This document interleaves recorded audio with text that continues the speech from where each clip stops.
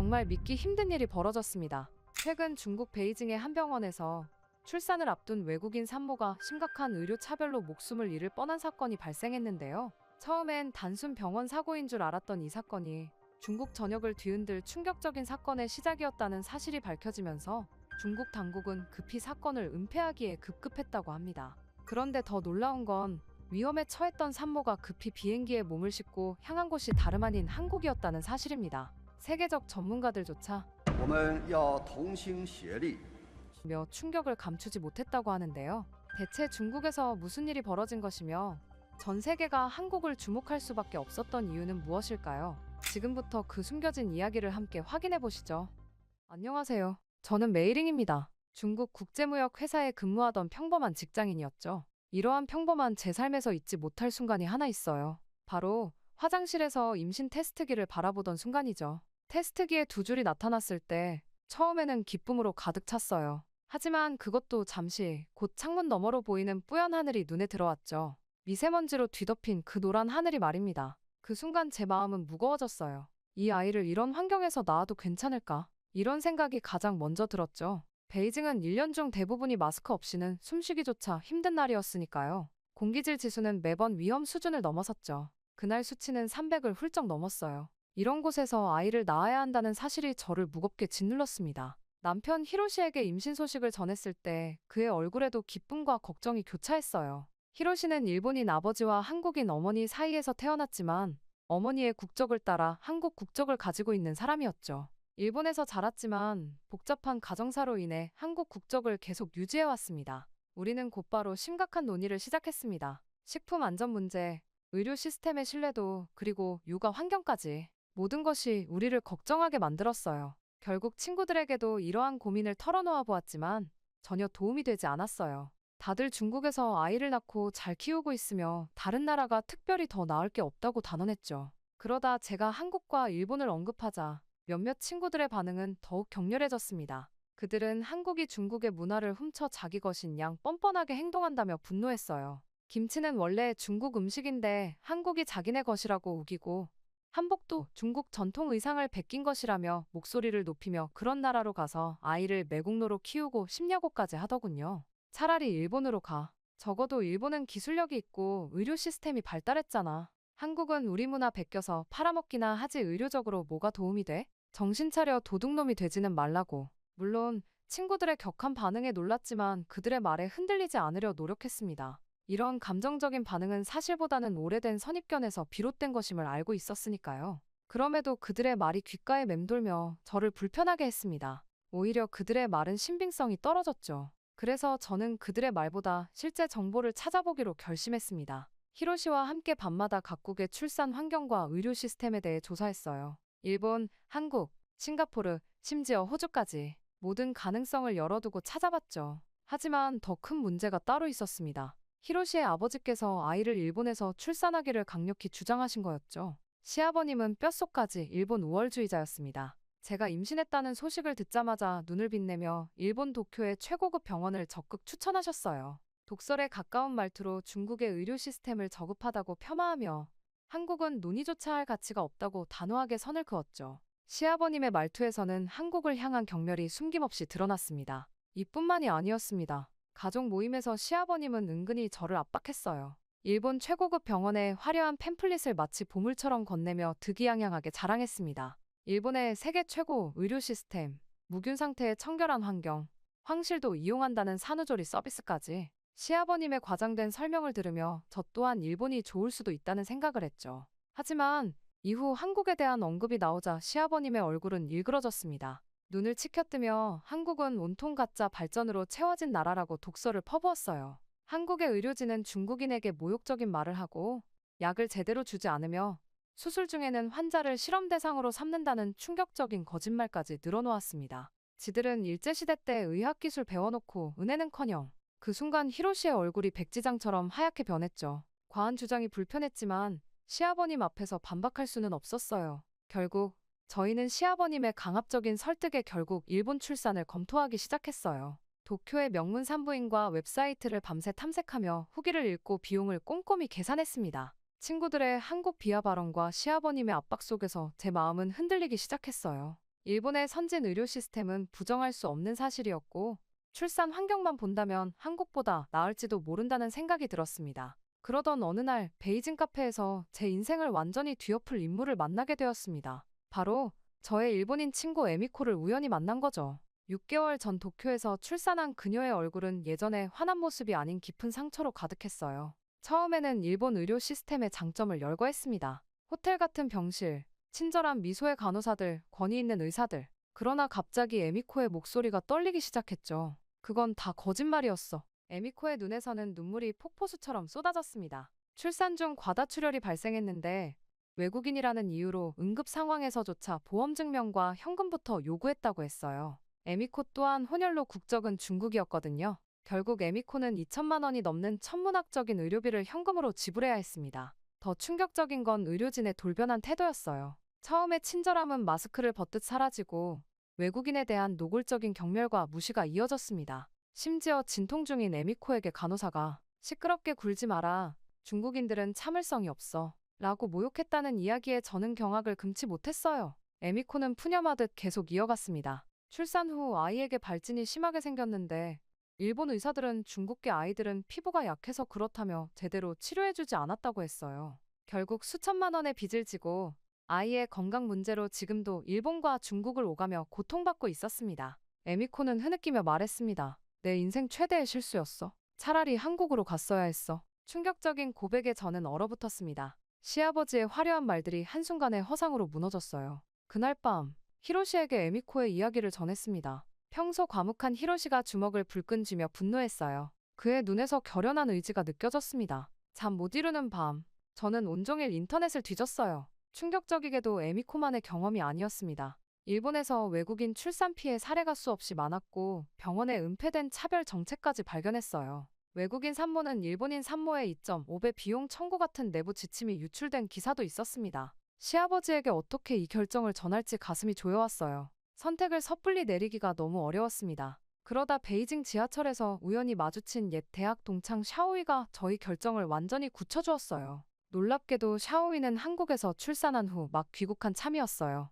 호기심에 물었더니 샤오이의 눈빛이 갑자기 반짝였습니다. 샤오이는 곧장 스마트폰을 꺼내 사진을 보여주었어요. 한국 서울의 최첨단 병원, 5성급 호텔 같은 병실, 통역사가 24시간 배치된 특별 서비스까지. 제 눈을 의심할 수밖에 없었습니다. 더 충격적인 것은 비용이었어요. 중국에서는 상상도 할 수 없는 정부 지원금으로 출산 비용의 80%가 지원되었다는 사실이 믿기지 않았습니다. 외국인인데도 차별 없이 대우해주고 출산 후에는 아이에게 특별 지원금까지 받았어. 의사들은 영어와 중국어까지 완벽하게 구사했고 친절함은 말할 것도 없었지. 샤오이의 말은 제가 들어왔던 한국에 대한 모든 편견을 무너뜨렸어요. 시아버님과 중국 친구들이 퍼뜨린 거짓말과는 정반대였습니다. 귀가 후 히로시에게 이 이야기를 전했더니 히로시도 놀라움을 감추지 못했죠. 그날 저녁 더 놀라운 일이 기다리고 있었습니다. 히로시의 어머니, 제 시어머님께서 갑자기 영상통화를 요청하셨어요. 시어머님은 한국의 외국인 산모 지원 정책에 대한 구체적인 자료들을 보내주셨습니다. 서울시에서 지원하는 외국인 산모 특별 프로그램, 의료비 감면 정책, 심지어 출산 후 무상 산후조리원까지. 메이링, 한국은 출산과 육아에 있어 세계 최고 수준이야. 외국인이라고 차별하지 않아. 오히려 특별 관리를 해주지. 시어머님의 말씀은 샤오이의 경험담과 완벽히 일치했어요. 한국의 실체는 제가 들어왔던 모든 이야기와 달랐습니다. 그것은 마치 베일에 가려진 보물을 발견한 것과 같았죠. 하지만 시아버님의 강한 반대는 여전히 큰 장벽이었습니다. 히로시가 한국 출산 가능성을 조심스레 언급했을 때 시아버님은 격분하며 영상통화를 끊어버리셨어요. 그 후 시아버님은 며칠간 연락을 끊으셨고 히로시는 깊은 고민에 빠졌습니다. 저는 조용히 밤새도록 한국의 출산 정책과 의료 환경에 대해 조사했어요. 샤오이와 시어머님의 말은 사실이었습니다. 한국의 산모 지원 시스템은 놀라울 정도로 체계적이었고 외국인을 위한 특별 프로그램도 충실했습니다. 자정이 넘어 히로시가 결연한 표정으로 제게 다가왔어요.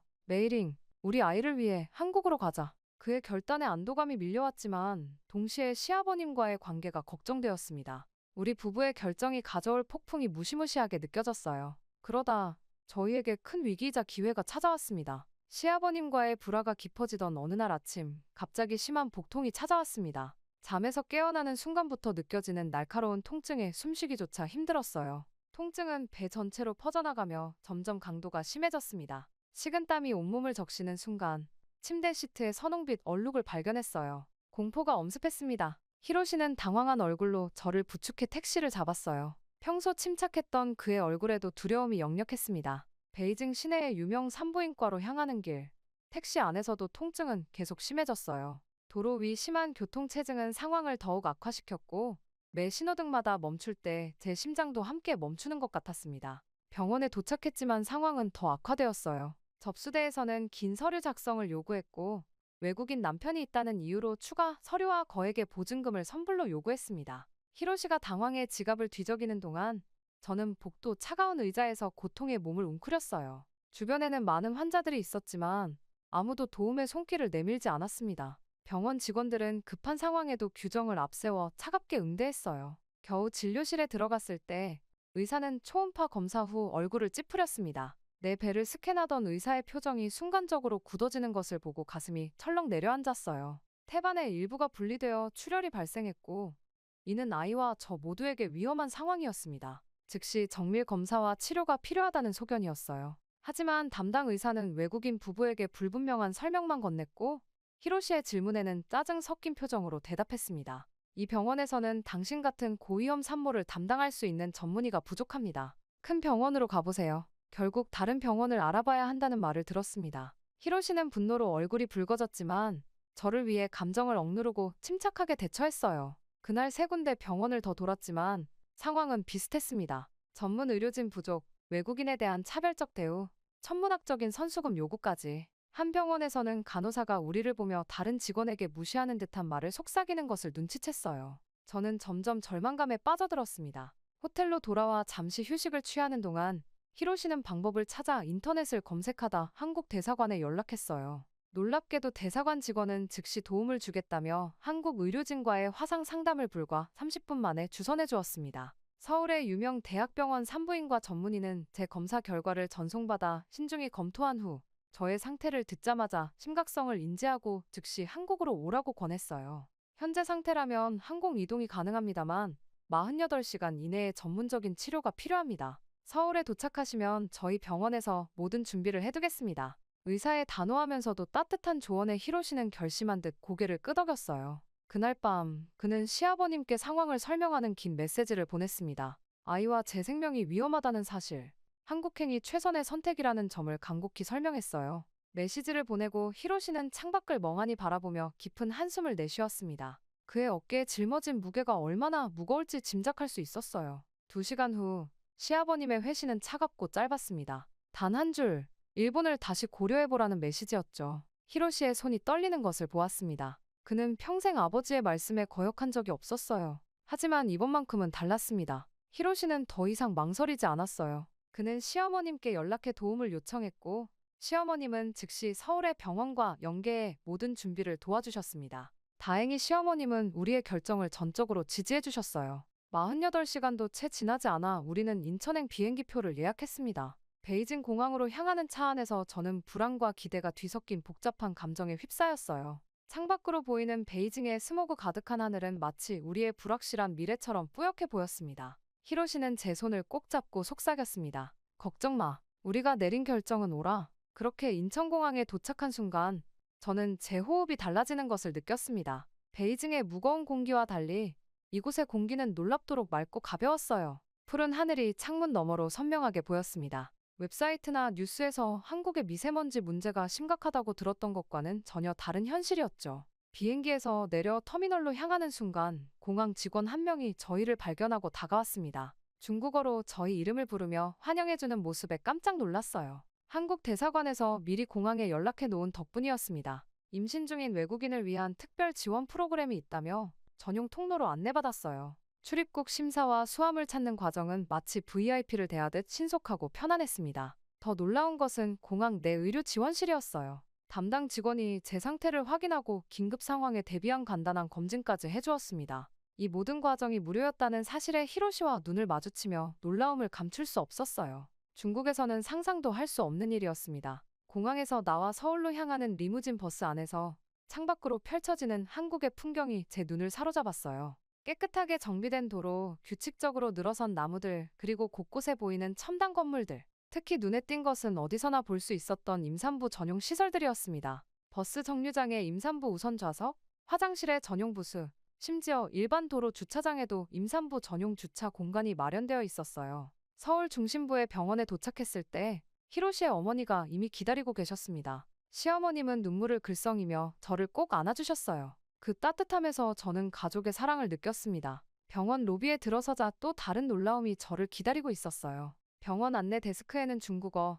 영어, 일본어 통역사가 상주하고 있었습니다. 담당 의사가 직접 로비로 나와 저를 맞이했고 즉시 진찰실로 안내했어요. 진찰실의 첨단 의료 장비들은 베이징의 고급 병원보다도 더 현대적이었습니다. 의사는 자세하고 친절하게 제 상태를 설명해 주었고 필요한 모든 정보를 중국어 통역사를 통해 꼼꼼히 전달해 주었어요. 가장 충격적인 것은 외국인 임산부를 위한 특별 지원 프로그램이었습니다. 제 상태가 고위험 임신으로 분류되어 검사와 치료 비용의 70%가 정부 지원으로 충당된다는 사실이었어요. 나머지 비용도 시정부의 외국인 의료 지원 프로그램을 통해 추가 할인이 가능하다고 했습니다. 병실로 안내받은 저는 그 시설에 또 한 번 놀랐어요. 호텔 같은 청결함과 안락함, 최첨단 모니터링 시스템, 그리고 24시간 간호사 호출 버튼까지. 창밖으로 보이는 한강의 전망은 마치 그림 같았습니다. 그날 밤 편안한 병실 침대에 누워 창밖의 서울 야경을 바라보며 생각했어요. 이곳은 제가 상상했던 한국과는 완전히 달랐습니다. 시아버님과 친구들이 말했던 모든 부정적인 이야기는 완전한 거짓이었죠. 그렇게 한국에 도착한 지 3주째, 제 건강 상태는 놀랍도록 좋아졌습니다. 태반 문제는 한국 의료진의 정확한 진단과 적절한 치료로 안정되었어요. 매일 아침 주치의와 간호사들이 상세한 경과 설명과 함께 따뜻한 미소로 하루를 시작하게 해주었습니다. 출산 예정일이 점점 다가오면서 저는 분만 준비 교실에 참여했어요. 놀랍게도 외국인 산모들을 위한 별도의 다국어 지원 프로그램이 운영되고 있었습니다. 중국어와 영어로 진행되는 수업에서 호흡법, 통증관리법, 출산 후 케어까지 배웠어요. 같은 반에는 미국, 베트남, 호주 등 다양한 국적의 예비 엄마들이 함께했습니다. 출산 예정일보다 일주일 앞당겨진 어느 새벽, 규칙적인 진통이 시작되었어요. 긴급 호출 버튼을 누르자 불과 2분 만에 의료진이 도착했습니다. 상황을 파악한 그들은 곧바로 분만실로 저를 이동시켰어요. 히로시와 시어머님도 함께 있어 든든했습니다. 분만실은 제가 상상했던 것과 달랐어요. 차갑고 무서운 의료기기들 대신 따뜻한 조명과 편안한 분위기가 저를 맞이했습니다. 벽에는 산모를 위한 긍정적인 메시지와 아름다운 그림들이 걸려 있었어요. 제 취향에 맞는 잔잔한 음악까지 틀어주는 세심함에 감동했습니다. 진통이 심해지면서 고통스러운 시간이 이어졌지만 분만 전문 간호사가 끊임없이 저를 격려하고 지지해 주었어요. 히로시의 손을 꼭 쥐고 간호사의 지시에 따라 숨을 고르며 20시간의 진통 끝에 드디어 우리 아이가 세상에 나왔습니다. 아이의 첫 울음소리를 들었을 때 그동안의 모든 고통과 불안이 눈물로 쏟아져 나왔어요. 작고 붉은 아기를 품에 안는 순간 이 모든 여정이 같이 있었음을 깨달았습니다. 히로시도 눈물을 참지 못했어요. 시어머님은 감격에 겨워 연신 아이의 작은 손을 어루만지셨습니다. 출산 후 회복 과정에서 한국 의료 시스템의 진가가 더욱 빛났어요. 산후 출혈 예방을 위한 꼼꼼한 관리, 모유 수유 전문 간호사의 일일지도, 신생아 케어 교육까지 모든 것이 체계적이고 전문적이었습니다.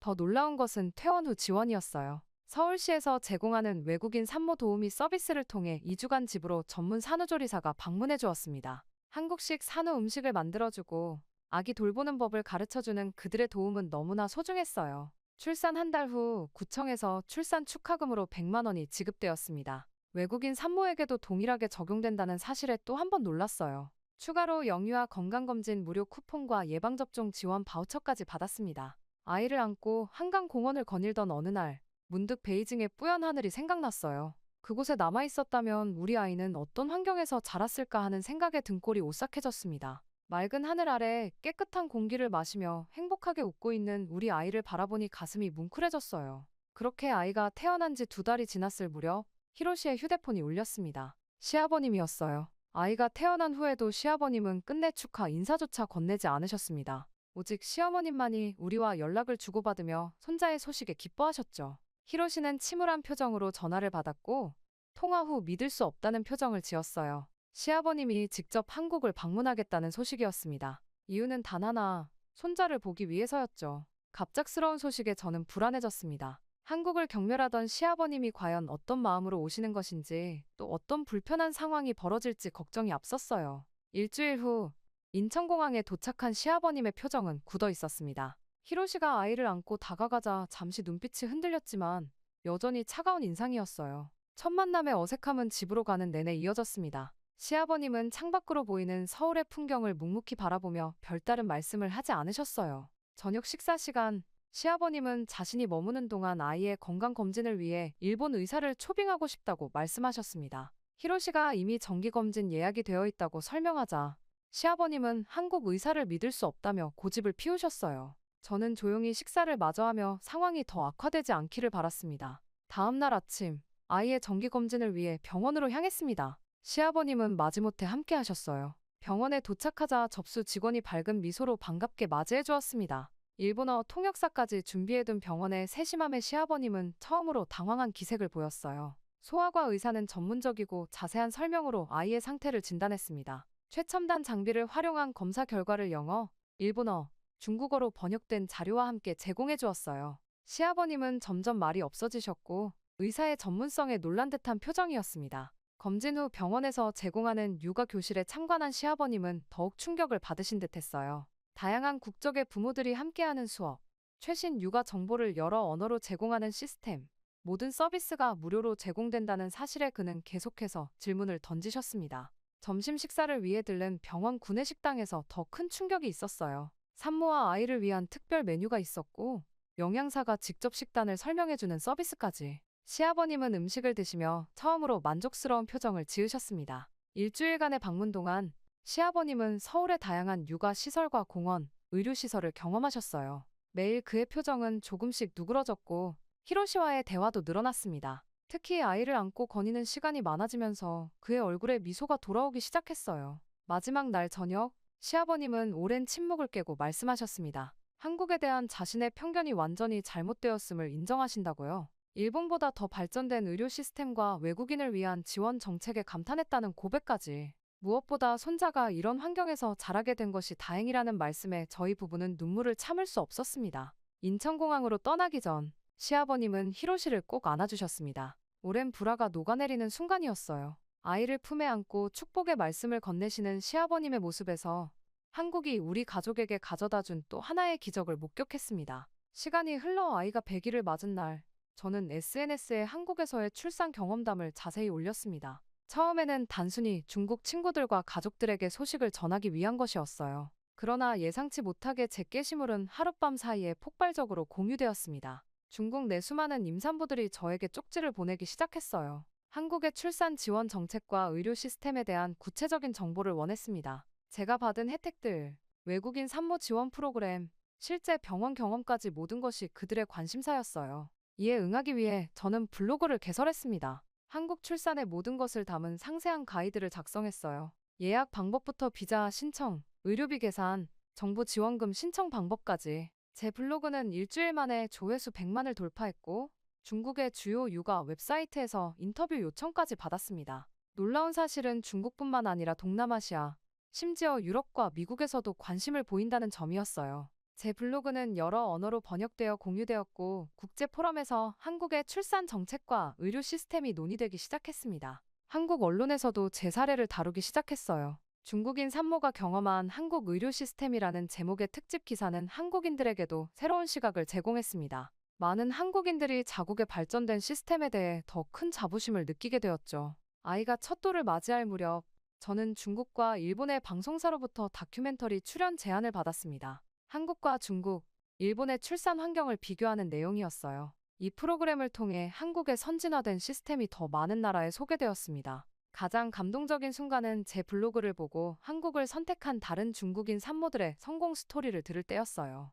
그들 역시 저와 비슷한 경험을 했고 한국에 대한 감사함을 표현했습니다. 어떤 이들은 아예 한국에 정착하기로 결정하기도 했어요. 지금 우리 아이는 한국에서 건강하게 자라고 있습니다. 깨끗한 환경, 훌륭한 의료 시스템, 그리고 다양한 교육 프로그램 속에서 행복하게 성장하고 있어요. 시아버님도 정기적으로 한국을 방문하며 손자와 특별한 유대감을 쌓고 계십니다. 한국은 단순히 출산을 위한 장소가 아닌 우리 가족에게 새로운 삶의 터전이 되었습니다. 그리고 이제 저는 확신합니다. 한국이 전 세계에 주목받는 것은 당연한 결과라는 것을요. 뛰어난 시스템, 따뜻한 배려, 그리고 끊임없는 발전. 이것이 한국이 세계에 알려질 수밖에 없는 진짜 이유입니다. 정말 믿기 힘든 일이 일어났습니다. 최근 할리우드에서서 제작 중인 드라마로 인해 미국이 발칵 뒤집혔다고 합니다. 갑작스러운 투자자의 막말부터 일본 측의 방해 공작까지 가세해 큰 논란이 일어나고 있다고 하는데요. 충격적인 건 한국으로 인해 이 모든 상황이 정리되었다는 점입니다. 심지어 유명 감독은 이런 발언까지 했다고 하죠. Si nous étions attaqués sur des sujets commerciaux, l'Europe, comme une puissance qui se tient. 대체 무슨 일이 있었던 걸까요? 안녕하세요. 저는 알렉산더 리드입니다. 할리우드에서 드라마 프로듀서로 활동하고 있죠. 오늘은 제 인생을 바꾼 한 드라마 제작에 대해서 이야기를 해보려 해요. 아직도 그날의 기억이 생생합니다. 새로운 프로젝트를 맡은 날을 말이죠. 한국 제작사와 미국 합작으로 진행될 이순신이라는 대형 사극이었어요. 한국의 원작이었죠. 처음 기획안을 받았을 때만 해도 단순한 해외 협업 정도로 생각했습니다. 하지만 첫 기획회의부터 분위기가 예상과 달랐죠. 회의실은 한국 측 제작진과 미국 측 관계자들로 가득 찼습니다. 테이블 한쪽에는 한국 제작사 측 스태프들이, 반대편에는 우리 미국 팀이 자리했어요. 회의가 시작되자마자 한국 측 프로듀서가 열정적으로 이순신 프로젝트를 설명했습니다. 이순신 장군의 위대한 업적과 그가 남긴 혁신적인 유산인 거북선을 전 세계에 알리고 싶다는 포부였죠. 단순한 사극을 넘어 역사적 가치를 담은 작품을 만들겠다는 그들의 열정이 인상적이었습니다. 하지만 제 옆자리에 앉은 미국 합작사 투자자 아론 월커의 표정은 점점 일그러졌어요. 아론은 진한 커피를 마시며 코웃음을 치더니 한국을 아시아 변방 국가라 칭하며 그곳 역사물이 과연 통할지 의문을 제기했습니다. 사실 중국과 일본의 역사를 베낀 나라인데 그 나라의 장군이 무슨 의미가 있겠냐며 비웃더군요. 순간 회의실이 얼어붙었죠. 한국 측 제작진들의 얼굴에서 미소가 사라졌습니다. 하지만 아론은 아랑곳하지 않고 거북선 같은 드라마를 만들 시간에 차라리 블록버스터 액션에 집중하자고 했어요. 할리우드식으로 재편해야 돈이 될 텐데 굳이 그런 옛날 배를 세세히 재현하는 것이 무의미하다는 의견이었습니다. 저는 불편한 침묵 속에서 어색하게 웃으며 상황을 중재하려 했어요. 동양 역사나 문화에 대해 깊이 알지는 못했지만 최소한의 예의는 지켜야 한다고 생각했습니다. 한국 측은 이순신 장군은 굉장히 중요한 인물이라는 점을 언급했지만 아론은 제 말을 단칼에 자르며 손을 휘저었어요. 말도 안 돼. 그냥 CG 때려박으면 충분해라며 관객들은 화려한 장면만 원하지 고리타분한 역사 수업을 보러 오는 게 아니라고 주장했습니다. 이에 한국 측 감독은 침착하게 대응했죠. 그의 눈빛에서 자부심이 느껴졌습니다. 이순신 장군과 거북선은 그들이 자랑스러워하는 역사이며 500년 전에 만들어진 거북선은 세계 해전사에서도 독보적인 존재였다고 강조했어요. 아론은 팔짱을 끼며 과대평가, 지루한 옛날 이야기라며 한국 역사를 비아냥거렸습니다. 결국 제작회의가 진행될수록 공기는 팽팽해졌어요. 한국 측은 이순신을 제대로 보여줄 거라면 실제 거북선의 구조와 기능을 철저히 고증해 국제시장에서도 통할 수준으로 만들겠다는 강한 의지를 내비쳤고 아론은 계속해서 상업성과 비용 문제를 제기했습니다. 저는 두 의견 사이에서 갈등했어요. 상업적 성공은 중요하지만 현장에서 느껴지는 한국 제작진의 진정성과 자부심 또한 무시할 수 없었습니다. 결국 갈등 속에서도 이순신 프로젝트는 어렵사리 승인되었어요. 아론은 마지막까지 불만을 토로하며 흥행망하면 책임져라는 으름장과 함께 회의실을 나섰습니다. 저는 그가 떠난 후 한국 측 감독에게 다가갔어요. 그들의 실망한 표정이 마음에 걸렸습니다. 직접 보고 판단하겠다고 말하며 아론의 말을 너무 신경 쓰지 말라고 위로했어요. 아론은 항상 돈만 생각하는 사람이니까요. 감독은 고개를 끄덕이며 이순신 장군의 진정한 모습을 보여주겠다고 했습니다. 거북선이 얼마나 혁신적인 발명품이었는지 직접 확인하게 될 거라는 자신감도 보였어요. 그렇게 저는 이순신 프로젝트에 발을 들이게 되었습니다. 한국에 대한 편견과 역사적 고증 사이의 갈등 속에서 시작된 이 여정이 어디로 이어질지 그때만 해도 저는 전혀 알지 못했어요. 다만 확실한 건 이 프로젝트가 단순한 드라마 제작 이상의 의미를 가진다는 것이었습니다. 그렇게 본격적인 제작이 시작되었습니다. 세트 디자인부터 각종 CG 콘티, 촬영 스케줄까지 모든 것이 논의되는 과정에서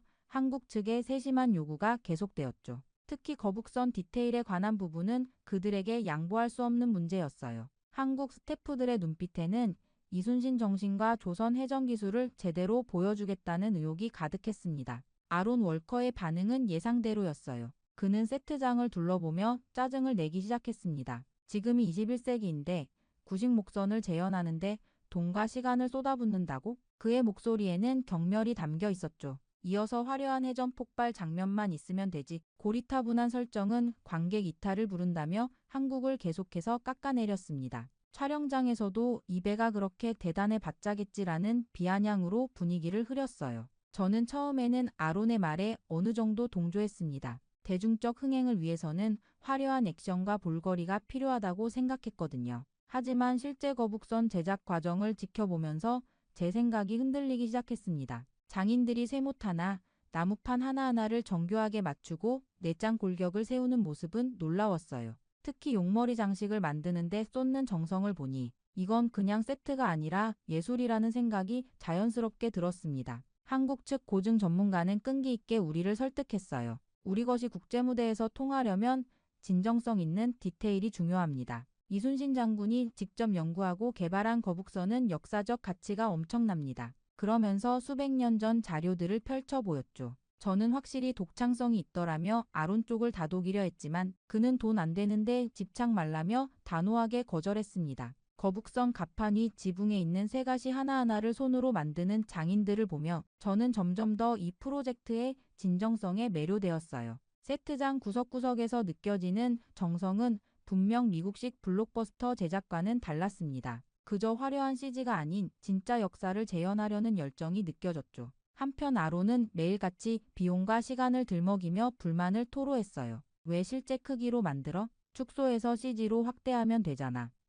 그의 불만은 날이 갈수록 커졌습니다. 결국 할리우드식 눈요기 vs 한국식 정통 해전 고증 대립이 심화되어 갈등이 폭발 직전까지 이르렀죠. 어느 날 아론은 거북선 세트장에서 완성된 용머리 장식을 보고 코웃음을 쳤습니다. 이게 뭐? 동양의 용이라고? 너무 작고 초라해 보이는데?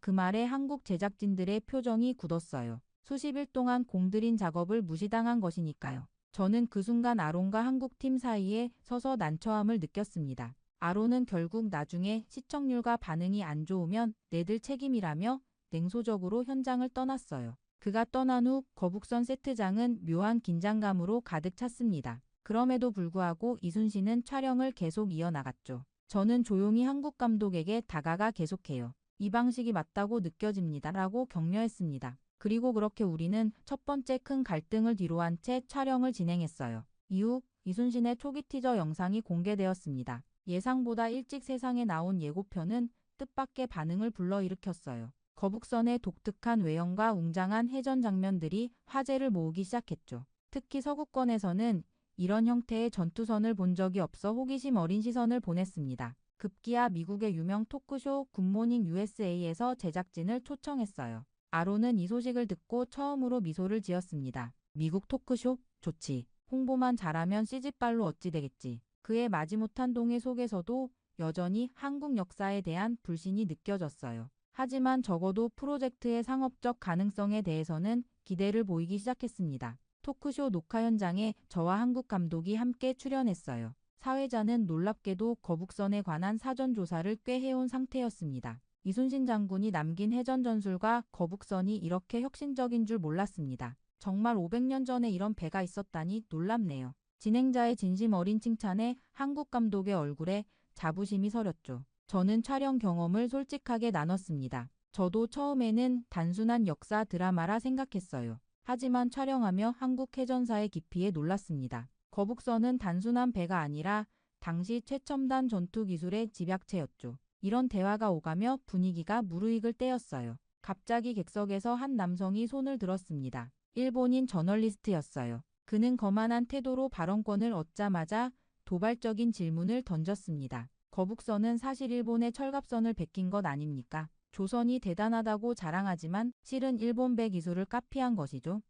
그 순간 스튜디오가 얼어붙었어요. 카메라가 저희 표정을 잡기 위해 빠르게 움직였습니다. 저는 즉시 반박했습니다. 제가 본 사료들은 전혀 그렇게 말하지 않습니다. 거북선의 설계와 제작 과정은 이순신 장군의 임진왜란 기록에 명확히 남아 있어요. 정확한 근거가 있었기에 당당하게 말할 수 있었죠. 그러나 일본인 기자는 비웃듯 고개를 저었어요. 현장 분위기는 이미 차갑게 식어버렸습니다. 녹화가 끝난 후 백스테이지에서 아론이 제게 다가왔어요. 그의 표정은 불안해 보였습니다. 저 기자 말이 사실이면 어쩌지? 역시 한국 측이 과장한 건가? 의심 가득한 눈빛이었죠. 저는 그를 진정시키려 했습니다. 조만간 전문가 해설을 들어보세요. 그럼 진실을 알게 될 겁니다. 아론은 여전히 반신반의한 표정으로 고개를 끄덕였어요. 예상치 못했던 일이 발생했습니다. 거북선의 독창성에 대한 의문이 해외 언론에 크게 보도되면서 오히려 시청자들의 호기심은 높아졌어요. 토크쇼 클립이 소셜미디어에서 수백만 회 재생되었고 이순신에 대한 관심이 폭발적으로 증가했습니다. 아론은 이런 상황을 보며 복잡한 심경을 드러냈어요. 화제성은 얻었으니 됐다. 어차피 논란도 마케팅이지. 그러면서도 여전히 한국 고증을 믿지 못하는 모습이었습니다. 저는 그를 바라보며 생각했어요. 이제 진짜 진실이 밝혀질 차례야. 그때 아론의 표정이 어떨지 정말 궁금하네. 이후 논란이 확산되자 미국의 한 뉴스 채널에서 해전사 전문가를 초청한 특별 인터뷰를 마련했습니다. 저는 호텔방에서 긴장된 마음으로 TV를 켰어요. 이 인터뷰가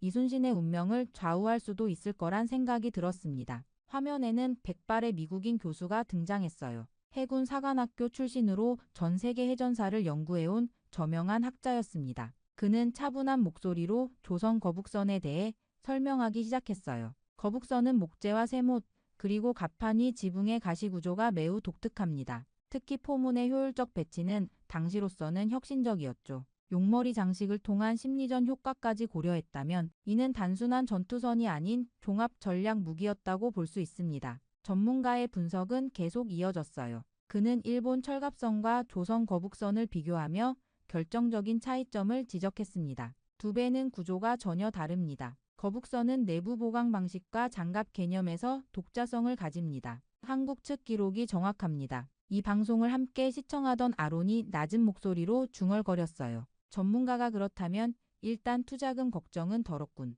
그는 여전히 상업적 성공에만 관심이 있었습니다. 그래도 시청률이 문제지. 이런 역사적 사실이 과연 시청자들의 관심을 끌 수 있을까? 저는 그에게 반문했어요. 충실한 고증이 오히려 화제가 될 수 있어요. 당신이 싫어했던 그 옛날 배가 이렇게 주목받고 있지 않나요? 아론은 불만스러운 표정을 지으면서도 고개를 끄덕였습니다. 기분 나쁘게도. 그래, 돈만 벌리면 됐지. 인터뷰는 이순신 장군과 조선 수군의 정신적 측면으로 넘어갔어요. 교수는 진지한 표정으로 말했습니다. 이들에게는 전장에서 죽더라도 후퇴하지 않는다는 무사 정신이 있었습니다. 단지 배 한 척이 아니라 이들의 정신적 기반이 거북선을 더 강력하게 만들었죠. 이 말에 저는 깊은 감명을 받았습니다. 단순한 물리적 구조를 넘어선 무언가가 있었던 거죠. 저는 점점 이 프로젝트에 더 깊이 빠져들고 있었어요. 해전사의 물리적 측면과 무사 정신의 결합은 이 드라마의 새로운 차원을 열어줄 수 있을 것 같았습니다. 방송이 끝난 후 아론의 태도에 미묘한 변화가 감지되었어요. 그는 이전과 달리 진지한 표정으로 물었습니다. 단순히 배 모양이 특이한 게 아니라 그 배를 활용했던 사람들이 더 대단하다는 거냐? 저는 고개를 끄덕였습니다. 맞아요. 해전사와 정신, 이 두 축이 결합돼야 이 드라마가 완성됩니다. 이순신 장군은 단순한 군인이 아니라 철학자이자 발명가, 전략가였어요. 그의 정신이 거북선에 담겨 있는 거죠. 아론은 잠시 생각에 잠겼습니다. 그리고 처음으로 한국 역사에 대한 진지한 관심을 보였어요. 그 정신, 어떻게 표현할 거지? CG로는 표현하기 어려운 부분인데. 저는 미소를 지었습니다. 그래서 우리가 이렇게 정성을 들이는 거예요. 진짜 배를 만들고 진짜 이야기를 담아내야 그 정신도 전해질 테니까요. 그날 밤 호텔방으로 돌아오며 생각했습니다. 이제 이순신은 단순한 해전 드라마를 넘어 조선의 무사 정신을 세계에 알릴 기회가 되고 있었어요. 미국인 역사학자의 설명 덕분에 우리 프로젝트의 가치가 더욱 분명해졌습니다. 그렇게 거북선에 대한 관심이 높아지자 히스토리 네트워크에서 특집 다큐멘터리를 제작했습니다. 거북선과 서양 전함의 가상 시뮬레이션 대결을 중심으로 한 프로그램이었어요. 제작진이 저희를 초대해 함께 시청하자고 했죠. 아론 가족 그리고 한국 측 감독이 함께 모였습니다. 다큐는 17세기에서 18세기 서양 범선과 조선 거북선의 성능을 비교하는 내용이었어요. 전문가들이 실제 축소 모형을 만들어 다양한 실험을 진행했습니다. 첫 번째는 기동성 테스트였죠. 거북선에 노젓는 방식이 서양의 돛 시스템보다 좁은 해협에서 얼마나 유리한지 보여주었어요. 한국 감독의 눈이 빛났습니다. 바다에서 신속하게 방향을 바꾸는 능력이 해전에서 얼마나 중요한지 보여주는 실험입니다. 이순신 장군은 이 기동성을 최대한 활용했죠. 이어서 충돌 실험과 포격 실험이 진행되었습니다. 거북선 갑판 위 지붕에 달린 세가시가 적의 배에 올라타려는 시도를 얼마나 효과적으로 막는지 확인했어요. 또한 포문이 여러 방향으로 나 있어 공격과 방어가 유기적으로 이루어진다는 점도 밝혀졌습니다. 거북선이 360도 전방위 공격이 가능하다는 사실에 외국 전문가들조차 놀라워했죠. 특히 인상적이었던 건 용머리 장식의 심리전 효과였어요. 실험에 참여한 전문가들은 안개 속에서 갑자기 나타나는 용머리 장식이 적에게 얼마나 큰 공포를 주는지 시뮬레이션했습니다. 마치 바다에서 용이 튀어나온 것 같은 착각을 일으키는 효과였죠. 아론은 TV를 보며 고개를 절레절레 흔들었습니다. 과장인 줄 알았는데 꽤 과학적이잖아. 외국 전문가들의 극찬이 이어졌어요. 이 배가 당대에 존재했다는 건 실로 믿기 어려운 혁신입니다. 현대해군 함정의 개념을 500년 전에 이미 구현했다고 봐도 과언이 아니죠. 저는 그들의 평가를 들으며 몸이 떨리는 것을 느꼈습니다. 처음엔 의심했던 제 자신이 부끄러워졌어요. 다음 날 저는 직접 모형 실험실을 방문했습니다. 축소 모형을 손으로 만져보며 거북선의 디테일을 확인하고 싶었거든요. 실험실에서 거북선 내부 구조를 자세히 살펴보니 한국 측이 왜 정통 고증을 고집했는지 완전히 이해할 수 있었습니다. 이건 단순한 옛날 배가 아니라 당대 최첨단 기술의 결정체였어요. 아론도 마침내 변화의 기미를 보였습니다. 이거 흥행 포인트가 되겠는데? 이런 걸 더 강조해야 해. 그의 말에 저는 단호하게 대답했어요. 흥행도 좋지만 우린 진짜 이순신 정신을 알리는 게 목표입니다. 돈보다 중요한 가치가 있어요. 미국과 유럽 등 각국에서 거북선 재현 다큐가 화제에 오르며 이순신은 폭발적인 관심을 얻었습니다. 소셜미디어에서는 거북선 관련 영상들이 끊임없이 공유되었고 한국 역사에 대한 호기심이 세계적으로 확산되었어요. 한국 시청자들은 우리 역사가 정말 자랑스럽다는 반응을 보였고 해외 시청자들은 한국 해전사가 엄청 흥미롭다며 기대감을 표현했습니다. 저는 이러한 반응을 지켜보며 깊은 성취감을 느꼈어요. 이순신 장군과 거북선이 세계적으로 인정받는 순간을 목격하고 있었으니까요. 그렇게 다큐멘터리의 성공에 힘입어 TV 스페셜 프로그램이 기획되었습니다. 이번에는 현대의 조선 기술자가 실물 크기 거북선의 일부를 직접 재현하는 프로젝트였어요. 주인공은 박도연이라는 한국의 전통배 제작 기술자였습니다. 그는 대대로 목선을 만들어온 가문의 후손이라고 했죠. 녹화 현장에 도착하자 거대한 스튜디오 안에는 이미 거북선 선체의 일부가 세워져 있었어요. 박도연은 카메라 앞에서 자신의 기술을 시연하기 시작했습니다. 특별한 접착제 없이 목재와 쇠못, 그리고 장부 맞춤 기술만으로 배의 일부를 만드는 과정이었죠. 이것은 단순한 전통 기술이 아닙니다. 현대에도 통하는 과학적 원리가 담겨 있어요. 박도연의 설명은 자신감이 넘쳤습니다. 그의 손길을 따라 하나하나 거북선의 부분들이 조화롭게 결합되는 모습이 신기했어요. 특히 못을 사용하지 않고도 단단히 결합되는 장부 맞춤 기술은 수백 년이 지난 지금도 여전히 유효한 건축 원리였습니다. 거북선 내부 구조가 카메라에 잡혔을 때 스튜디오에 있던 모든 사람이 감탄했어요. 선체 내부의 골조, 포문 배치, 환기와 연막 장치 등 다양한 부분이 세밀하게 재현되었습니다. 특히 충격을 흡수하는 내부 구조는 현대 선박 건조 기술자들도 놀라게 했죠. 해외에서 초청된 전문가들은 각자의 모국어로 놀라움을 표현했습니다. 오, 이런 식으로 충격을 흡수하는군.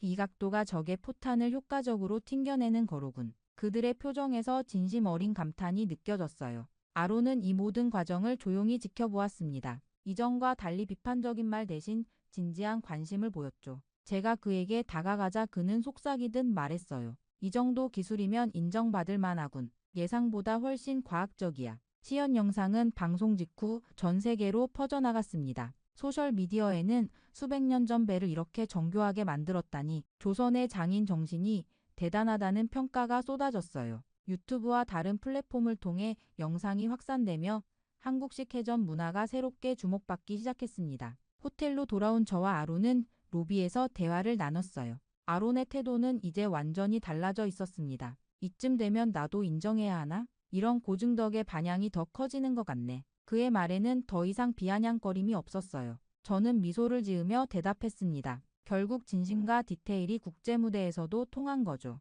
이제 남은 건 드라마 완성뿐입니다. 아론은 고개를 끄덕이며 자리에서 일어났어요. 처음으로 그의 얼굴에 진심 어린 존중의 표정이 비쳤습니다. 드라마 정식 공개 전부터 예매와 관심 지표는 치솟았어요. 시니어 세대는 물론 젊은 층까지 열광했습니다. 가장 놀라운 건 아론의 변화였죠. 한국을 무시하던 그가 이제는 이거 생각보다 대박 나겠는데?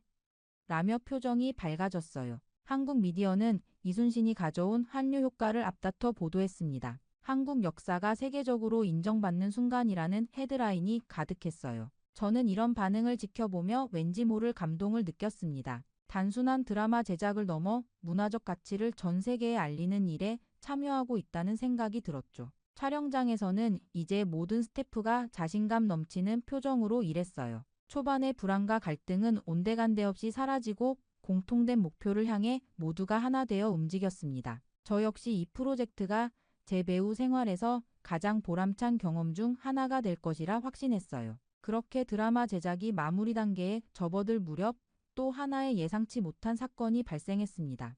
토크쇼에서 거북선을 폄하했던 그 일본인 기자가 다시 나타난 거예요. 그는 여전히 자신의 주장을 굽히지 않고 있었습니다. 인터넷 매체를 통해 거북선은 일본 배를 모방한 것이라는 논리를 계속 펼쳤어요. 더 나아가 조선은 원래 일본 기술의 아류라고까지 주장했습니다. 이번에는 한국 측이 단호하게 대응했어요. 무해와 해전 연구자들이 총출동해 역사 자료와 복원 과정을 담은 영상을 대거 공개했습니다. 모든 증거가 거북선의 독창성을 뒷받침했죠. 저는 이 과정에서 새로운 사실들을 더 많이 알게 되었어요. 거북선 설계도의 독특한 특징들, 일본 배와는 근본적으로 다른 구조, 심지어 거북선이 임진왜란 이전부터 개발되고 있었다는 기록까지 발견되었습니다. 방송국에서는 특집 프로그램을 통해 거북선과 일본 배의 설계는 근본적으로 다르다는 것을 구체적으로 검증했어요. 각종 도면과 전문가 의견, 역사적 자료들이 모두 한국 측 주장을 뒷받침했습니다.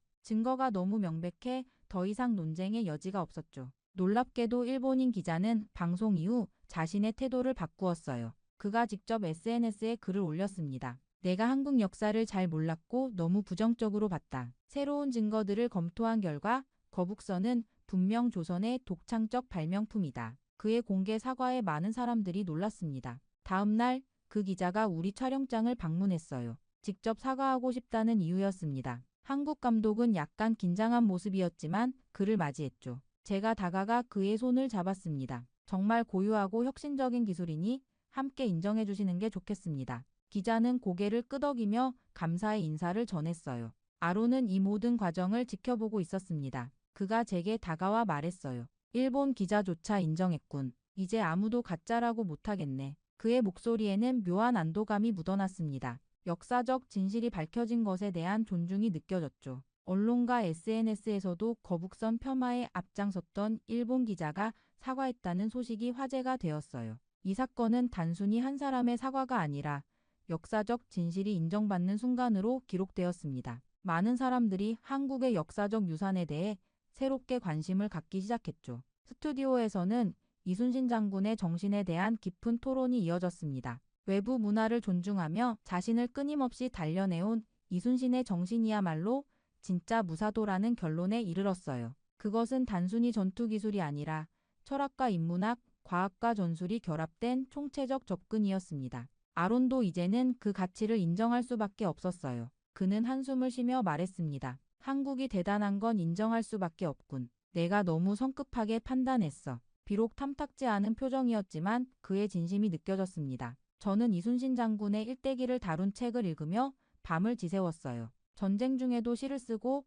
과학 연구를 게을리하지 않았던 그의 모습이 감동적이었습니다. 단순한 군인이 아니라 르네상스맨 같은 인물이었죠. 이런 인물이 한국 역사에 있었다는 사실이 놀라웠어요. 드라마 촬영의 마지막 장면은 명량해전을 재현하는 장면이었습니다. 12척의 배로 133척에 맞서는 불가능한 승리였죠. 그 용기와 지략은 오늘날까지 이어질 가치가 있었어요. 저는 온 마음을 다해 이 역사적 순간을 연기했습니다. 처음엔 의심했던 프로젝트가 이제는 제 인생에서 가장 자랑스러운 작품이 되어가고 있었어요. 그렇게 드디어 이순신이 세상에 공개되었습니다. 스트리밍 플랫폼과 TV를 통해 전 세계에 동시 방영된 첫날 저는 긴장된 마음으로 반응을 지켜봤어요. 수개월간의 노력과 갈등 그리고 화합의 과정을 거쳐 완성된 작품이었습니다. 과연 어떤 평가를 받을지 궁금했죠. 결과는 예상을 훨씬 뛰어넘었어요. 기록적인 시청자 수와 호평이 쏟아졌습니다. 특히 한국 해전 문화와 거북선의 진가를 이렇게 섬세하게 표현하다니라는 극찬이 많았어요.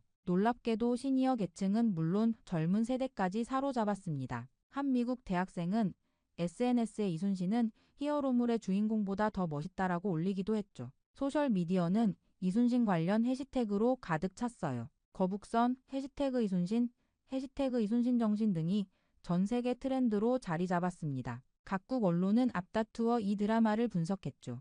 역사, 장인 정신, 과학적 설계를 하나로 녹여낸 수작이라는 평가가 줄을 이었어요. 가장 놀라운 변화는 아론 월커에게서 나타났습니다. 프리미어 행사에서 그는 해외 매체들 앞에 당당히 섰어요. 처음엔 한국 따위가 뭘 할 수 있겠냐고 생각했는데 이제 완전히 깨달았습니다. 한국 드라마의 미래는 끝이 없고 거북선은 단순한 전함 그 이상이었습니다. 그의 진심 어린 고백에 많은 기자들이 놀랐죠. 드라마 방영 이후 세계 각국 해양사와 역사학계에서는 조선시대 해전 무기체계 연구가 붐을 이루기 시작했어요. 학술 세미나에서는 거북선의 구조적 특징과 이순신 장군의 전략이 자주 인용되었습니다. 심지어 몇몇 대학에서는 동아시아 해전사 관련 강좌가 신설되기도 했죠. 기업과 교육기관에서도 이순신 장군 정신을 본받아 협동심과 책임감을 강조하는 프로그램을 도입하기 시작했어요. 한 미국의 리더십 전문가는 이순신의 위기관리와 부하 통솔법은 현대 경영에도 적용할 가치가 있다고 평가했습니다. 이제 이순신은 단순한 역사적 인물을 넘어 글로벌 리더십의 상징으로 자리매김했죠. 한국 내에서의 반응은 더욱 뜨거웠어요. 50대에서 70대 시청자들은 우리의 역사와 기술이 마침내 세계적으로 인정받았다며 뜨거운 자부심을 표현했습니다. 젊은 세대는 SNS에 거북선 디자인을 활용한 창작물을 올리며 새로운 문화 트렌드를 만들어갔죠. 저 역시 인터뷰에서 솔직한 소회를 전했어요. 이 작품을 통해 한국 문화를 온몸으로 경험했고 그 깊이에 감동했습니다. 처음에는 단순한 역사물로 생각했지만 이제는 제 인생에서 가장 의미 있는 작품이 되었죠. 그리고 마침내 에밀리상 시상식에서 이순신이 최우수 국제 드라마상을 수상했습니다. 무대에 오른 저와 한국 감독 그리고 아론은 서로를 향해 깊은 존중의 눈빛을 주고받았어요. 이 순간은 단순한 성공을 넘어 문화적 화합의 상징이 되었습니다. 수상 소감에서 저는 이렇게 말했어요. 이순신 장군과 거북선이 보여준 혁신과 용기는 500년이 지난 지금도 우리에게 깊은 영감을 줍니다. 이 드라마는 한국의 자부심을 넘어 인류 공통의 가치를 담고 있습니다. 이순신의 세계적 흥행은 거북선과 이순신 장군이 전 세계적으로 재조명되는 계기가 되었어요. 초반에는 한국을 무시하며 그딴 드라마 왜 만드냐고 비아냥대던 아론 월커마저 완벽히 마음을 돌렸습니다. 우리 드라마는 K사극 역사의 한 획을 긋는 대작으로 자리매김했죠. 이 여정을 통해 저는 문화의 힘을 진정으로 깨달았습니다. 진심과 정성이 담긴 이야기는 국경을 초월해 모든 이들의 마음을 움직인다는 것을요. 그리고 이제 저는 새로운 질문을 품게 되었습니다. 다음은 한국의 어떤 이야기를 세계에 들려줄 수 있을까? 정말 충격적인 일이 벌어졌습니다. 최근 미국 정부가 한국 제품에 대한 관세 인상을 발표하자 미국 전역이 큰 혼란에 빠졌다고 합니다. 관세를 높이면 미국 제품이 잘 팔릴 거라 자신했던 미국 정부와 기업들의 예상은 완벽히 빗나가고 말았다고 하는데요. 급기야 유명 미국 팝스타까지 SNS에 한국 제품을 옹호하며 직접 시위를 주도하기 시작했을 정도라고 하죠. 이때 직접 한국에 다녀온 한 기업의 폭탄 발언으로 인해 한국 관세에 대한 검토가 다시 시작되었다고 합니다. All I knew growing up was that I didn't want to be around him. He always made me feel like I wasn't good enough. But then the flip side of that is 도대체 무슨 일이 있었던 걸까요? 안녕하세요. 저는 글로벌 소식 매니저 캐서린입니다. 해외에 다양한 제품을 발굴하고 수입하는 등의 업무를 수행하고 있죠. 그 중에서도 가장 많은 거래를 하는 곳은 바로 한국이었습니다. 하지만 그날의 폭탄 뉴스로 인해 모든 것이 변하고 말았어요. 그날 아침은 평소와 다를 것 없이 시작됐습니다. 사무실에 들어서자마자 커피 한 잔을 내려 마시며 이메일을 확인했죠. 그런데 갑작스러운 뉴스 알림이 제 휴대폰을 진동시켰습니다. 트럼프, 한국 제품에 대한 관세 인상 발표. 화면을 빠르게 터치해 기사를 열었습니다. 미국 정부가 한국산 제품 전반에 걸쳐 관세를 대폭 인상한다는 내용이었어요. 제 심장이 빠르게 뛰기 시작했습니다. 저는 믿기지 않아 기사를 2번, 3번 읽었습니다. 정부의 갑작스러운 결정에 당황스러움이 밀려왔어요. 그때 사무실 문이 활짝 열리며 제 상사 제임스가 들어왔습니다. 제임스의 얼굴에는 저와 달리 만족감이 가득했습니다. 중국계 미국인인 제임스는 평소에도 한국 제품과 문화에 대해 노골적인 편견을 드러내곤 했죠.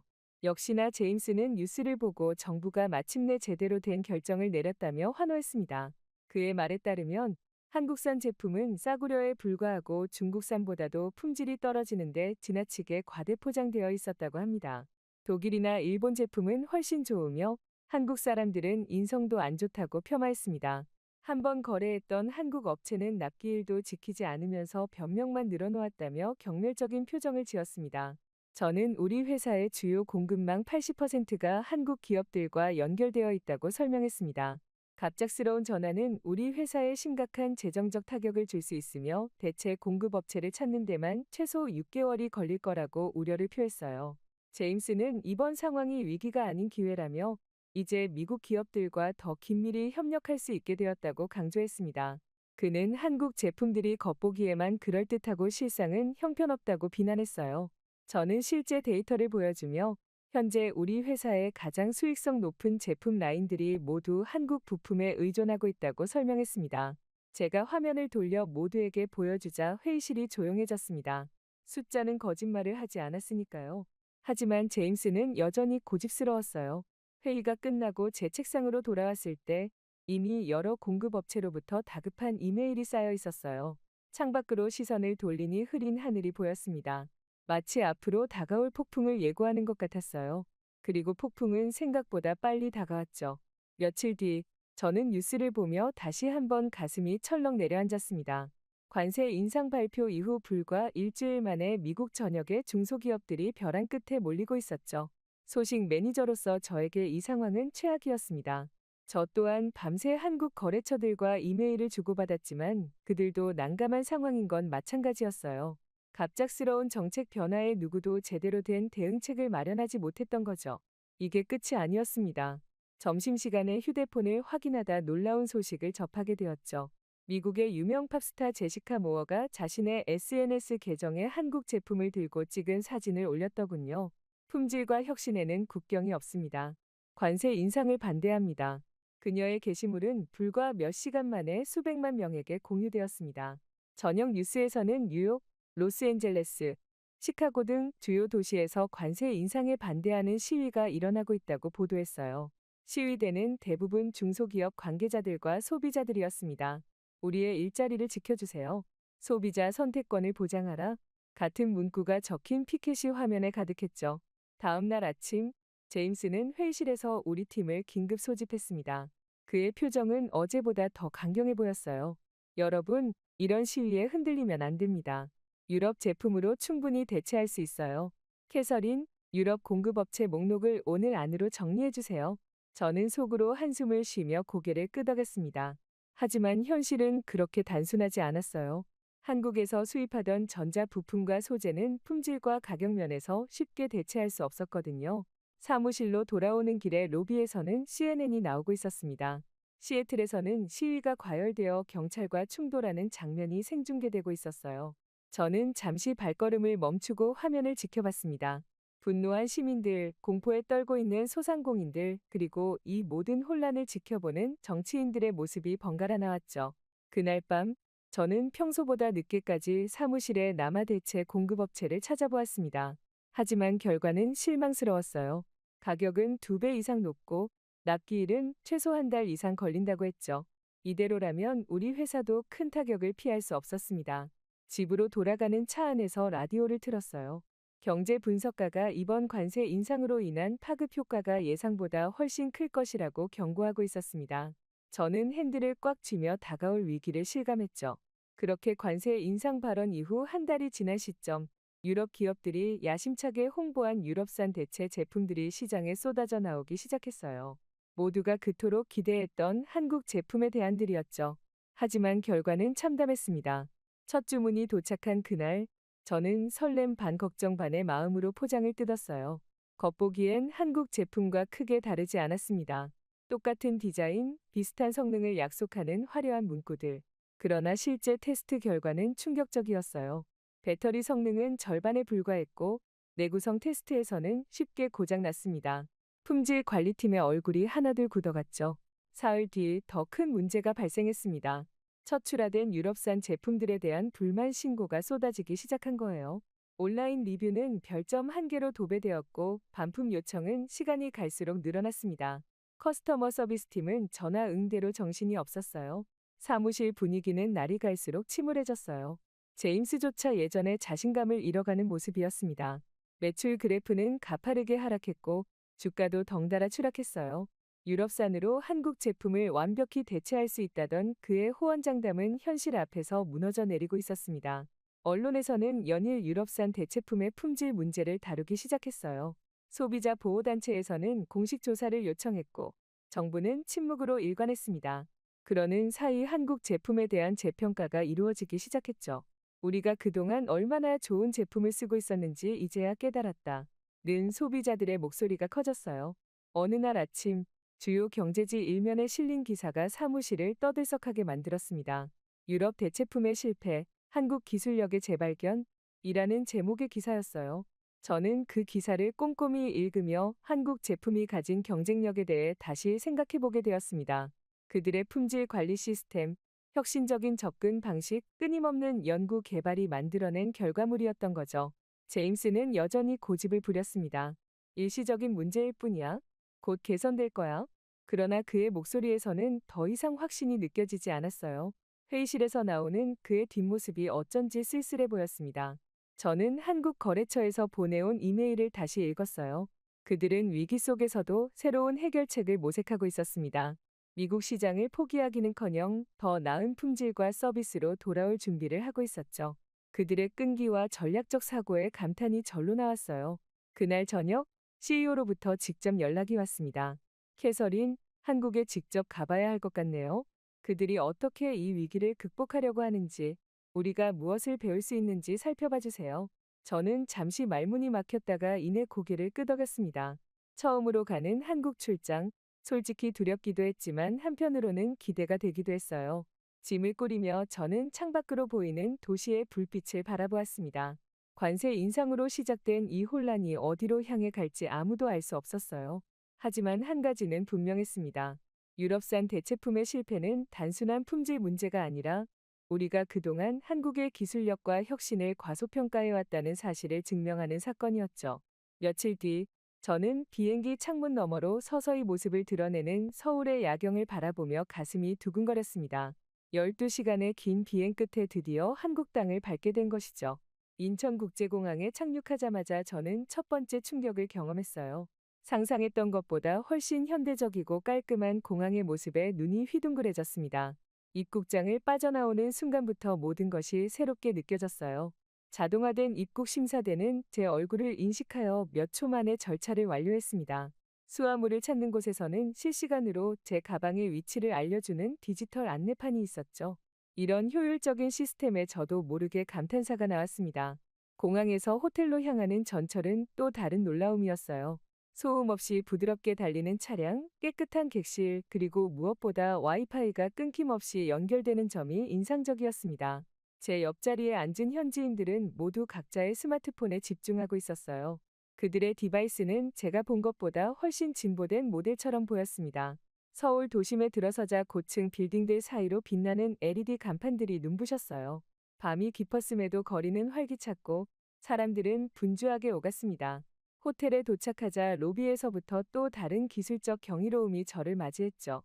얼굴 인식으로 체크인하고 스마트키 하나로 모든 것을 제어할 수 있는 객실이 제게는 신세계였습니다.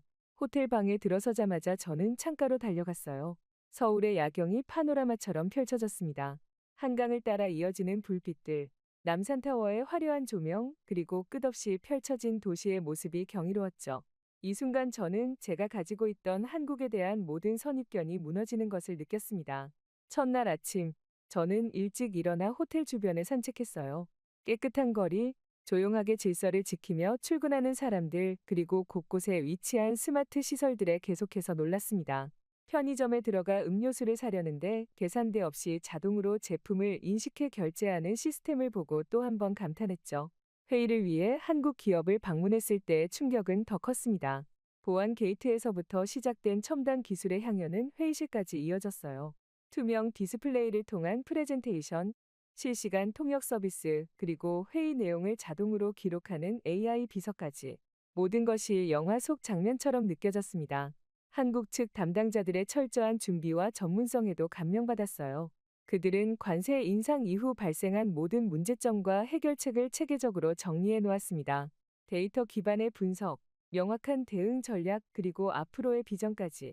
저는 그들의 설명을 들으며 무릎을 칠 수밖에 없었죠. 저녁에는 한국 직원들이 저를 전통시장으로 안내했습니다. 현대적인 도시 한가운데 자리한 전통과 현대의 조화로운 공존이 인상적이었어요. 시장 상인들의 친절함, 활기찬 분위기, 그리고 맛있는 길거리 음식까지. 저는 처음 만난 이 나라의 모든 것에 매료되고 있었습니다. 다음 날, 저는 한국 최대 전자기업의 연구개발센터를 방문했습니다. 유리와 철골로 지어진 웅장한 건물 앞에서 잠시 숨을 고르고 입구로 들어섰어요. 로비에 전시된 수십 개의 특허 인증서들이 방문객들을 압도했습니다. 세계 최초, 업계 최고라는 수식어가 붙은 기술들이 그들의 자부심을 대변하고 있었죠. 연구소장 김 박사의 안내로 시작된 투어는 제 예상을 완전히 뛰어넘었습니다. 그들은 관세 인상 발표 직후부터 비상대책팀을 꾸려 대응책을 마련해왔다고 했어요. 특히 놀라웠던 것은 단순히 위기 대처가 아닌 기회로 전환하는 그들의 전략적 사고였습니다. 투명 유리병 너머로 보이는 연구원들의 분주한 모습이 인상적이었어요. 김 박사는 자랑스럽게 설명했습니다. 그들은 미국 시장용 차세대 제품을 이미 2년 전부터 개발해왔다고요. 관세를 상쇄할 만큼 성능은 높이고 생산 원가는 낮춘 혁신적인 제품들이었습니다. 제조 공정 시스템은 더욱 충격적이었어요. 자동화된 로봇들이 정확하게 부품을 조립하고 AI가 품질을 실시간으로 검사했습니다. 불량률은 놀랍게도 100만 개당 1개 미만이었죠. 저는 무의식적으로 이 수치를 제 회사의 10만 개당 5개와 비교하고 있었습니다. 오후에 방문한 물류센터는 또 다른 차원의 효율성을 보여주었어요. 그들은 관세 인상에 대비해 이미 미국 내 여러 지역의 대체 물류 거점을 확보했다고 했습니다. 심지어 일부 핵심 부품은 미국 현지 생산으로 전환할 준비까지 마쳤다고 자신감 있게 설명했죠. 마케팅 전략 브리핑에서도 그들의 철저함에 감탄했어요. 미국 소비자들의 인식 변화를 위한 세밀한 접근법, 각 세대별 타겟 마케팅, 그리고 위기를 기회로 바꾸는 메시지 전략까지. 저는 노트북에 계속해서 메모를 이어갔습니다. 하루 일정을 마치고 저녁 식사 자리에서 만난 한국 기업의 임원들은 놀랍도록 장기적인 비전을 가지고 있었어요. 그들에게 이번 관세 인상은 단기적 위기가 아닌 글로벌 경쟁력을 더욱 강화할 수 있는 전환점으로 여겨지고 있었습니다. 그렇게 저는 한국에서의 마지막 일정을 마치고 미국으로 돌아오는 비행기 안에서 보고서를 작성했습니다. 창밖으로 보이는 구름 사이로 미국이 조금씩 모습을 드러내기 시작했어요. 미국에 없는 동안 어떤 변화가 있었을지 궁금했습니다. 공항에 도착해 휴대폰을 켜자마자 쏟아지는 알림에 놀랐어요. 메일함은 읽지 않은 메시지로 가득했고 뉴스 알림은 계속해서 울려댔습니다. 택시를 타고 집으로 향하는 길, 라디오에서 흘러나오는 뉴스에 귀를 기울였어요. 한국 제품에 대한 미국 내 여론이 급격히 변하고 있었습니다. 이틀 전 미국 최대 소비자 단체에서 발표한 품질 비교 보고서가 폭발적인 반향을 일으키고 있었어요. 유럽산 대체품과 한국 제품을 철저히 비교한 이 보고서는 한국 제품의 뛰어난 품질과 가성비를 객관적 데이터로 증명했다고 합니다. 소비자들은 진실을 알게 된 후 분노했죠. 집에 도착해 뉴스를 확인하니 더 큰 충격이 기다리고 있었습니다. 관세 인상으로 타격을 입은 중소기업 연합에서 대규모 집회를 열었고 워싱턴 광장은 시위대로 가득 찼다고 했어요. 불합리한 관세 철폐를 외치는 목소리가 전국으로 확산되고 있었습니다. 심지어 유명 정치인들까지 입장을 바꾸기 시작했어요. 처음에는 관세 인상을 지지했던 상원 의원들이 하나둘 비판적인 목소리를 내기 시작했죠. 여론의 급격한 변화에 정치권도 흔들리고 있었습니다. 다음 날 출근하자 사무실의 분위기가 이상했어요. 제 책상 위에는 한국에서 가져온 샘플들이 그대로 놓여 있었고 동료들이 호기심 어린 눈으로 그것들을 바라보고 있었습니다. 제 귀에 동료의 속삭임이 들렸어요. 제임스가 기다리고 있어. 아침부터 계속 내 이름을 부르더라고. 제임스의 사무실로 향하는 발걸음이 묘하게 가벼웠습니다. 노크를 하고 들어가자 창가에 서 있던 제임스가 천천히 돌아섰어요. 그의 얼굴에는 처음 보는 표정이 떠올라 있었습니다. 자신감과 확신으로 가득 찼던 그의 눈빛이 흔들리고 있었죠. 제임스의 책상 위에는 제가 매일 보내던 이메일 보고서가 인쇄되어 있었고 한국 제품의 품질을 다룬 신문 기사들이 펼쳐져 있었어요. 창문 너머로는 회사 주가가 계속해서 하락하고 있는 전광판이 보였습니다. 저는 한국에서 보고 느낀 모든 것을 차분히 설명했어요. 그들의 기술력, 철저한 준비성, 그리고 위기를 기회로 바꾸는 전략적 사고까지. 말을 마치자 제임스는 깊은 한숨을 내쉬었습니다. 어쩌면 나도 한국에 직접 가봐야 할지도 모르겠군. 며칠 뒤 다시 한번 제임스와 함께 한국행 비행기에 오르는 그 순간이 아직도 생생합니다. 불과 이틀 전 그가 직접 한국을 방문하겠다고 결정했을 때 저는 내심 놀랐어요. 이 완고한 사람이 자신의 생각을 바꿀 수 있을까 의구심도 들었습니다. 하지만 그의 눈빛에서 진심을 읽을 수 있었죠. 인천국제공항에 도착한 제임스의 표정은 정말 인상적이었어요. 첨단 자동화 시스템과 효율적인 입국 절차에 그의 눈이 점점 커지는 모습이 보였습니다. 처음 제가 느꼈던 그 충격을 그도 경험하고 있었죠. 호텔로 향하는 길에 그는 창밖을 한시도 떼지 않았어요. 서울의 현대적인 모습이 그의 선입견을 조금씩 무너뜨리고 있었습니다. 첫날 일정은 한국의 주요 전자기업 방문이었어요. 저는 일부러 제임스에게 아무런 사전 정보도 주지 않았습니다.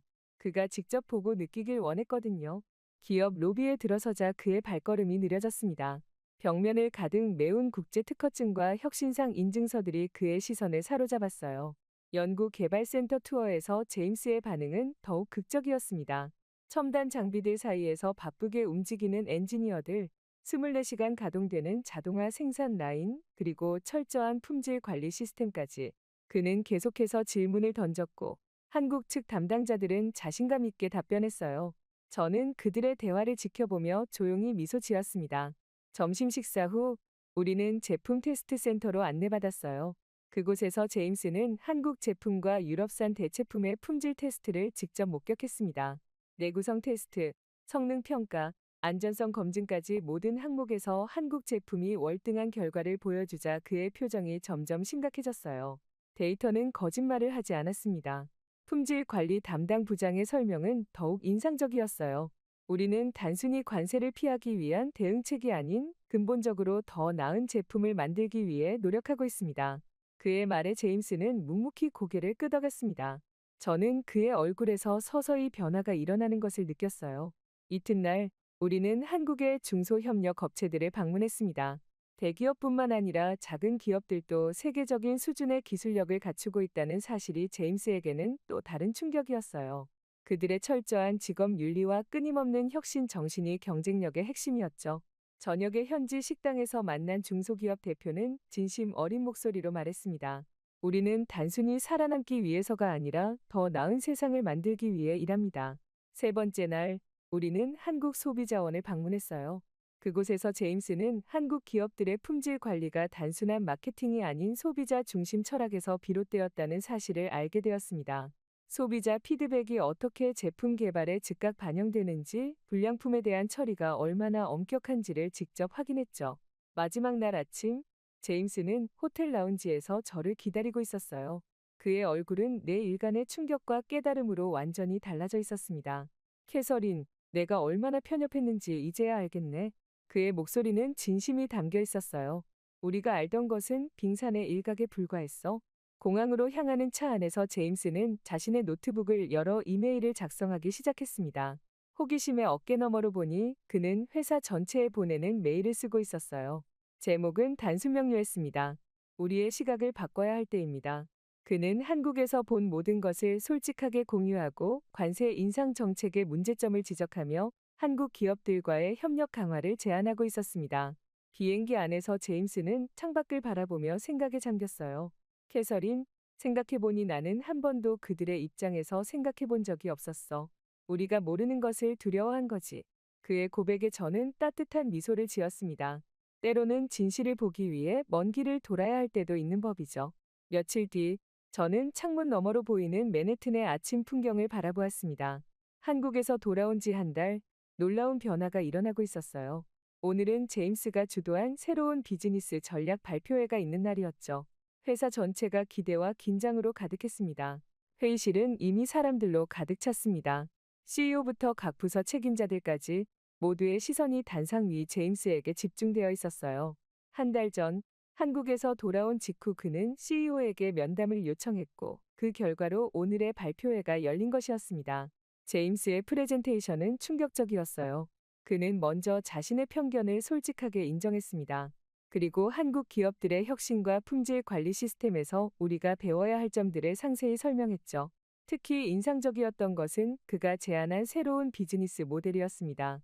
한국 기업들과의 전략적 파트너십, 공동 연구 개발, 그리고 글로벌 시장을 함께 개척하는 방향으로의 전환이었어요. CEO는 즉석에서 이 제안을 승인했습니다. 그리고 더 놀라운 발표가 이어졌어요. 제임스가 한국 비즈니스 협력 부서의 신설 책임자로 임명되었고, 저는 그의 공동 책임자로 발탁된 것이었습니다. 이 소식에 저는 잠시 숨이 멎는 것 같았어요. 회의가 끝난 후 많은 동료들이 와서 축하의 말을 건넸습니다. 불과 몇 개월 전만 해도 한국 제품에 대해 부정적이었던 사람들이 이제는 호기심과 존중의 눈빛으로 변해 있었어요. 사람의 인식이 이렇게 빠르게 바뀔 수 있다는 사실이 신기했습니다. 그날 저녁, 제임스와 저는 새로운 프로젝트를 위한 계획을 세웠어요. 첫 번째 과제는 한국 기업들과의 연결 고리를 더 강화하는 것이었습니다. 두 번째는 그들의 혁신 문화를 우리 회사에 어떻게 접목할 수 있을지 연구하는 것이었죠. 제임스는 이제 한국어까지 배우기 시작했다고 했어요. 다음 달, 우리는 한국 파트너들을 미국으로 초청했습니다. 그들은 우리 공장을 방문하고 함께 새로운 제품 라인을 기획했어요. 양측의 엔지니어들이 서로의 지식을 나누는 모습은 정말 감동적이었습니다. 경쟁이 아닌 협력을 통해 더 큰 가치를 창출할 수 있다는 진리를 목격하는 순간이었죠. 그리고 마침내 관세 인상 정책이 마침내 재검토되기 시작했다는 뉴스가 들려왔습니다. 우리 회사를 포함한 많은 기업들의 목소리가 정책 변화를 이끌어낸 것이었어요. 저는 창밖에 내리는 눈을 바라보며 지난 몇 개월을 되돌아보았습니다. 위기는 때로 우리에게 가장 소중한 교훈을 가져다 준다는 사실을 깨달았어요. 한국이 준 교훈은 단순히 비즈니스의 영역을 넘어 열린 마음과 상호 존중의 중요성을 일깨워준 값진 선물이었습니다.